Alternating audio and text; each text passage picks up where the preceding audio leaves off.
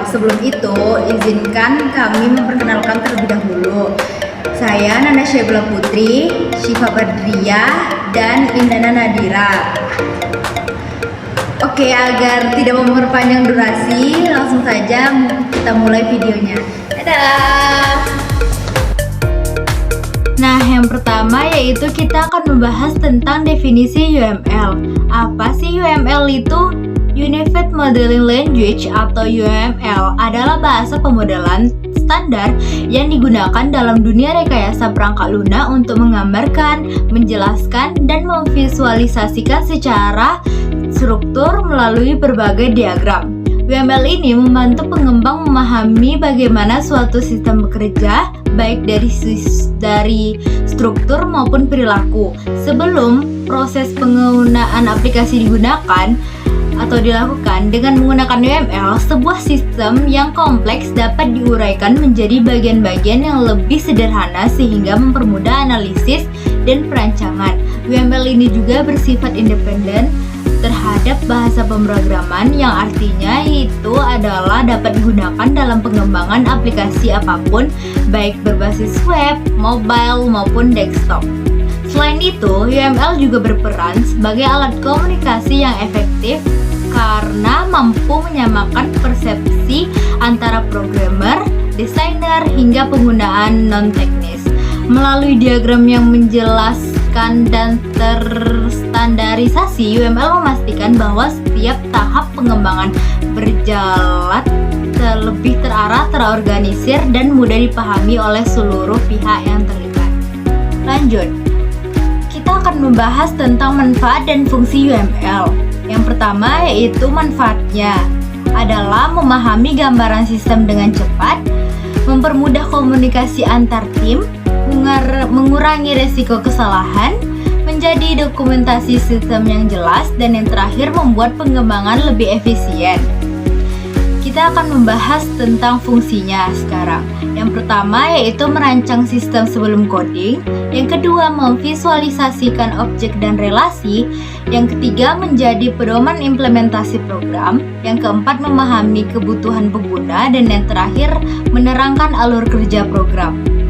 Baiklah, selanjutnya ada kelebihan UML.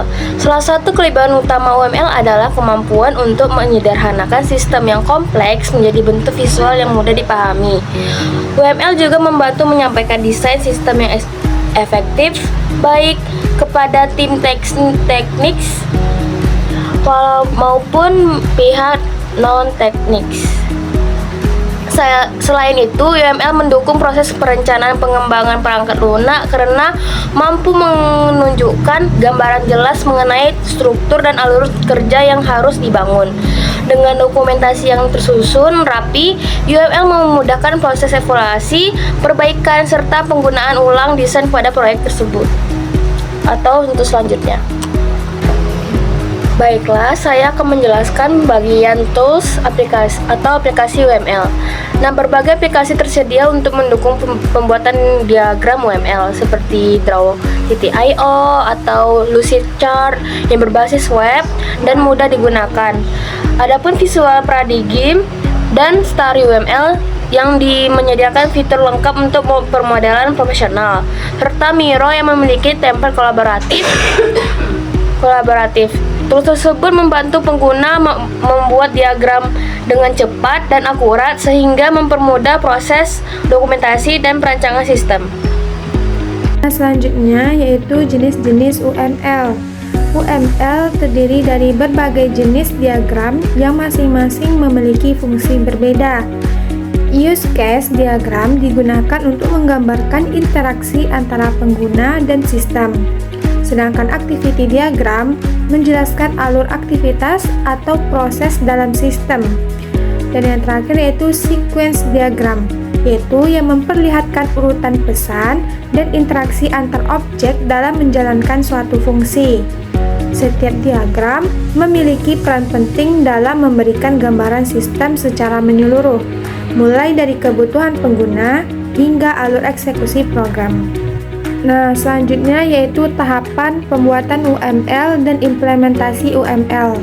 Tahapan pembuatan UML dimulai dari menyusun kebutuhan fungsional sistem untuk memahami apa saja yang harus disediakan oleh aplikasi.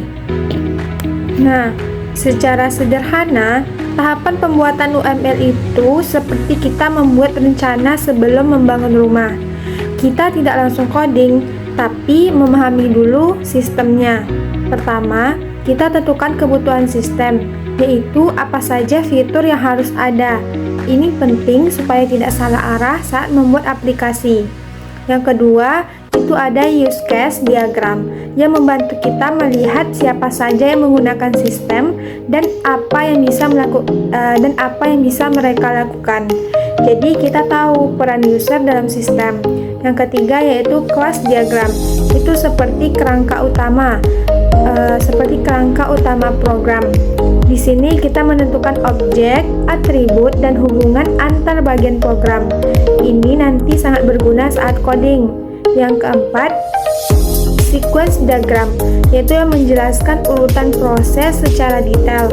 Jadi kita bisa tahu langkah demi langkah bagaimana sistem berjalan saat digunakan. Kelima, activity diagram, menggambarkan alur kerja dari awal sampai akhir seperti flowchart sehingga lebih mudah memahami proses secara keseluruhan.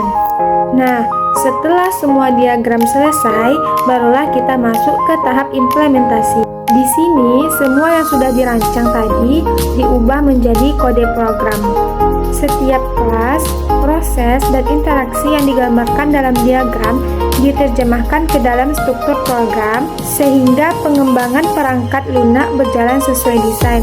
Dengan menggunakan UML sebagai acuan, programmer dapat bekerja lebih terarah karena sudah memiliki gambaran yang jelas mengenai bagaimana sistem harus dibangun. Dari pembahasan yang telah dijelaskan tadi, dapat disimpulkan bahwa UML merupakan alat pemodelan yang sangat efektif dalam membantu proses pengembangan perangkat lunak.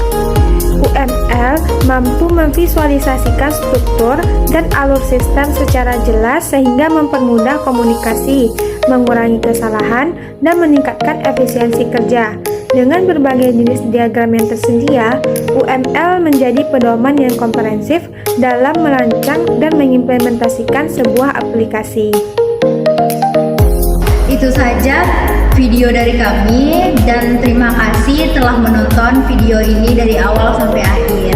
Bye bye. Bye bye. Bye bye. Bye bye. Bye bye.